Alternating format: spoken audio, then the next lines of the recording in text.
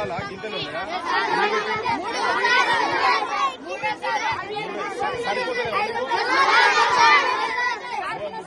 ముఖ్యమంత్రి గారు మీరు 200% పెంచినాము 300% పెంచినాం వాళ్ళ మెస్ చార్జెస్ అవి అని చెప్పారు కదా. ఇవో గింత అంట గింత ఏంది బలిగుడ్డ లెక్క ఉన్నాయా? అవి పిట్టగుడ్డ లెక్క ఉన్నాయా?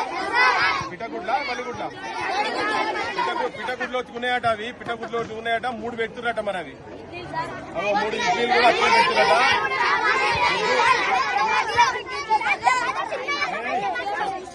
చపాతి కూడా గింతనే ఉన్నదట.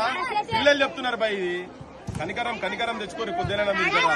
దయచేసి మీరు మనుషులు అయితే మీకు మానవత్వం ఉంటే మీ పిల్లలు కూడా గట్లనే తినేటట్టయితే వీళ్ళు గట్ల పెట్టరు. వాళ్ళు మీ పిల్లలు ఏం తింటారో అంత వాళ్ళు నోసుకోకపోయినా కనీసం గౌరవపూరితమైనటువంటి భోజనం అన్న పెట్టేటువంటి మానసిక స్థితి మీకు కల్పించాలని చెప్పి మీరు మొక్కే దేవుళ్లకు నేను కోరుతున్నా భయ్. మీరు పాపాత్ములు. మీరు ముఖ్యమంత్రి పెద్ద పాపాత్ములు. నువ్వు ఇంత భ్రష్టుగా ఉన్న తెలంగాణ నువ్వు చూస్తాం అనుకోలే.